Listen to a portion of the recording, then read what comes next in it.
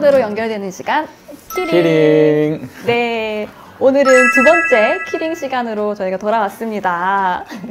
원장님께서 네. 지난 키워드 클래스를 ADHD를 주제로 진행하신 걸로 알고 있어요. 네, 오늘도 그래서 ADHD 관련돼서 연결돼서 좀 이야기를 나눠보려고 하는데요. 혹시 아직 키워드 클래스 보고 오시지 않은 분들은 돌아가셔서 한번 보시고 오셔도 좋을 것 같습니다.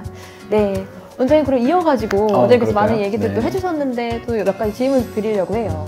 ADHD 하면 뭐 다양한 증상들도 있을 수 있고 다양한 모습들이 있을 수 있어요 하는데 이게 좀 많고 해서 복잡한 느낌도 없지 않아 있어요. 그래서 혹시 우리 ADHD 아이들 학생들을 이해하기 쉽도록 좀 안내드리기 위해서 이 아이들, 우리 ADHD 아이들 한마디로 표현해 보실 수 있다면 어떻게 좀 말씀 가능하실까요? 한마디로. 네. 조절되지 않는 에너지? 네. 그런 느낌이 있네요. 아, 조절되지 않는 에너지. 네네네. 조금만 더 설명해 주세요. 조절이 되지 않는 에너지라. 네. 네네. 실제 진료실에서 이렇게 진료를 하다 보면 제일 어려운 친구들이 있어요. 극심한 무기력에 빠져서 눈도 맞추지 못하고 고개를 푹 숙이고 시간을 아무리 기다려줘도 한마디도 하지 못하고 이렇게 참 답답해요. 어떻게 해줘야 되나.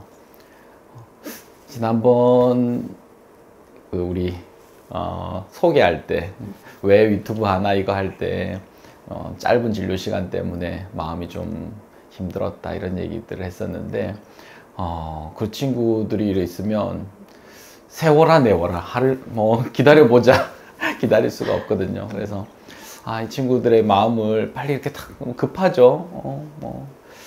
결국에는 어머니 얘기를 듣게 되고 함께 온 가족들 얘기를 듣게 오고 하는데 우리 ADHD 아이들은 대체로 네, 이렇게 말도 많이 하고 네, 넘치는 힘과 이유와 이렇게 해서 아주 산만하게 움직이고 있는 이런 모습들을 봅니다.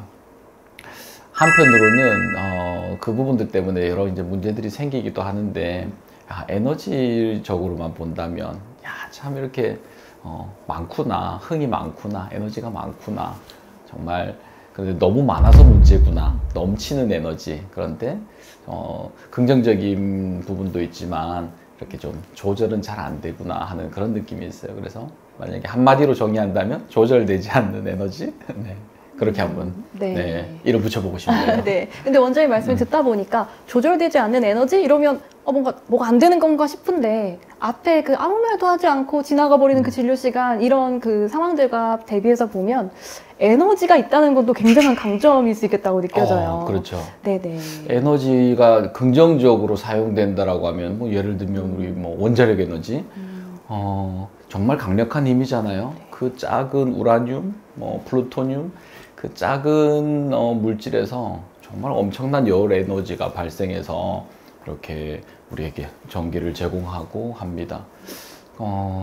그런데 네, 위험한 우리 원자폭탄, 핵폭탄으로 이렇게 이어지게 되면 네, 이건 정말 전쟁에서도 사용되지 않으면 좋겠다는 그런 위험한 살상 무기가 되기도 하거든요.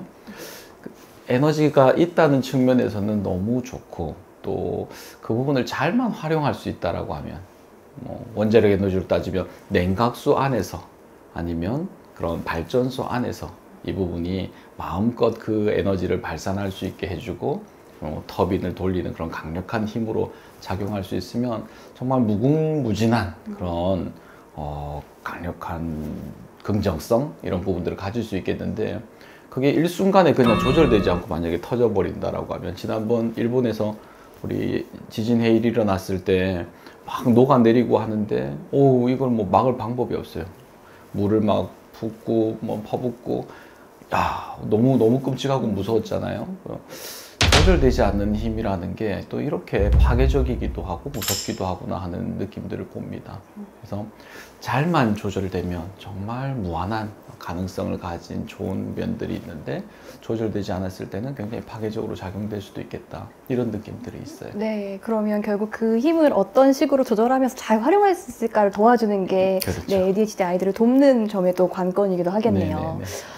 근데 원장님께서 그 키워드 클래스에서도 그러셨는데 이게 ADHD가 굉장히 요즘 진단이나 되고 있는 게 좀 증가하는 추세라고 말씀하셨어요. 사실은 이거는 뭐 정신과 관련해서 문턱이 낮아지는 면에서는 좀 긍정적이기도 한데 저는 또 이런 생각이 드는 거예요. 왜 이렇게 자꾸 ADHD 아이들은 원래 그 비율은 비슷했을 텐데 왜 이렇게 문제가 되어버리는 교실이나 이런 데서 이렇게 문제화되는 부분들이 많이 있을까? 문제가 너무 많아요라고 하시는 선생님들이 왜 점점 늘어날까 하는 부분에 대해서 좀 궁금한 게 있어요.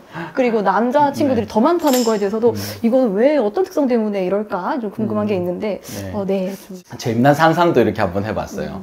ADHD 그러게요. 비율이 굉장히 많이 늘어난다라고 제가 말씀을 드렸는데 그러면 실제 정신과 진료를 받고 약물 치료를 하고 한 거는 불과 100년도 안 되는 시기이고 또 ADHD에 대해서 생각해 볼 때도 그렇게 정말 짧은 기간 진료를 진단이 이루어지게 되고 약물 치료가 이렇게 되고 했는데 그러면 이 부분을 병적인 의미로 말고 어떤 긍정적인 면으로 한 사람의 어떤 발달 아니면 인간이라는 종이 어떤 생존을 유지해 가는데 긍정적인 부분들은 없을까 생각해 보면 분명히 있을 것 같아요. 예를 들면 이제 우리가 아주 뭐 고대 사회에 아니면 원시 사회에 이런 뭐 새로운 어떤 미개척 분야에 이렇게 탁 도전을 해야 돼요. 여기는 이제 먹을 게 없어요.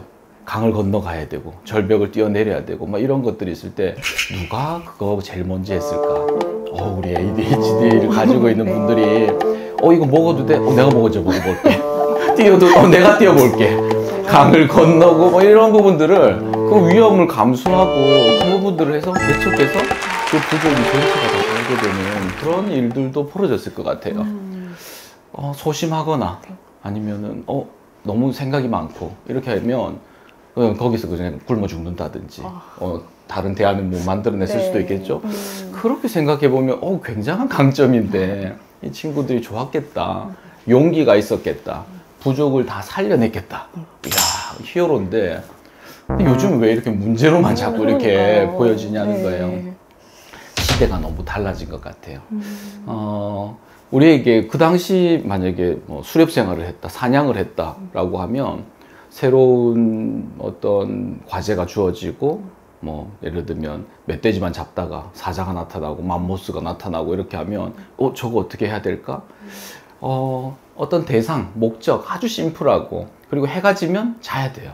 밤에는 자고 낮에는 활동하고 먹기 위해서 이렇게 하고 아주 심플했던 삶이지 않았나. 그때는 굉장한 좋은 부분들이 많았을 거라 생각하는데 지금 현대사회는 너무 많은 것들 우리한테 요구하는 거 아닌가 싶어요.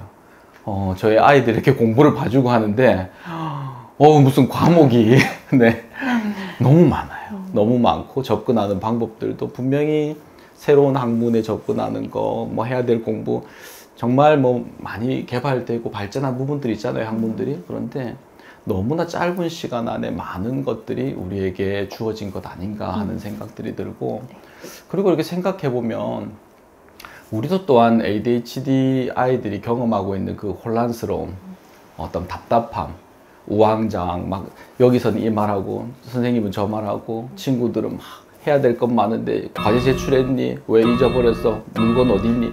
우와 이렇게 힘들어하는 이 느낌을 제가 한번 받아본 적이 있어요. 저희 집에 이렇게 지인들이 들이닥쳤는데 수십 명의 지인이 밥을 먹지 않은 상태로 이렇게 큰 예고도 없이 오게 되었는데 준비를 하려고 하니까 네. 저는 꽤 뭐 요리도 잘하고 제 와이프도 그런 부분들 잘하는데도 불구하고 아이들 안고 오고 애들은 들어와서 뭐 배고프다고 하고 뭐 온통 뛰어다니고 뭐 먹을 건 없냐 정신이 하나도 없는 거예요. 네. 그래서 저녁을 해야 되겠다, 준비를 해야 되겠다라고 와서 급하게 장을 보고 오는데 뭐 또 어떻게 하냐는 거예요. 이런 상황일 수 있겠다. 처음에 뭐 가족들 원래 예정된 저녁 식사, 가족의 저녁 식사 아니면 지인들 뭐 한두 가정 정도 이렇게 준비되어서 한다라고 하면 큰 어려움 없겠지만 수십 명이 갑자기 동시에 들이닥쳐서 배고프다, 욕구가 다양해요. 아이들부터 어른들은 또 다르고 뭐 화장실은 어디 있냐, 수건 어디 걸어뒀냐, 휴지 어디 있어요. 으아 배가 고파요. 뭐 이런 상황 가운데 우리 아이들이 있겠구나. 그런데 지금은 이제 뭐 갑자기 들이닥친 손님으로 설명을 했지만 새 학기가 시작된다거나 아니면 뭐 학년이 바뀌고 이제 성인이 되어가지고 취업을 한다거나 새로운 과제들 해야 될 것들은 요구하는 것들은 너무 많고 또 요즘은 고려해야 될 것도 너무 많아요. 네. 예전 같으면 그냥 이렇게 행동할 수 있는 부분들도 요즘에는 이런 부분들이 다 누군가는 찍고 있을 것 같고 누군가는 보고 있을 것 같고 내가 하는 행동들이 다양하게 해석될 수 있을 것 같은 이런 불안 가운데 있으면 신경 써야 될 것들이 너무 많아진다는 거죠. 아까 우리가 했던 그 수렵 생활을 하는 네. 그때의 삶과 지금의 우리가 고려해야 될 것들을 비교해 본다라고 하면 너무 많아졌구나.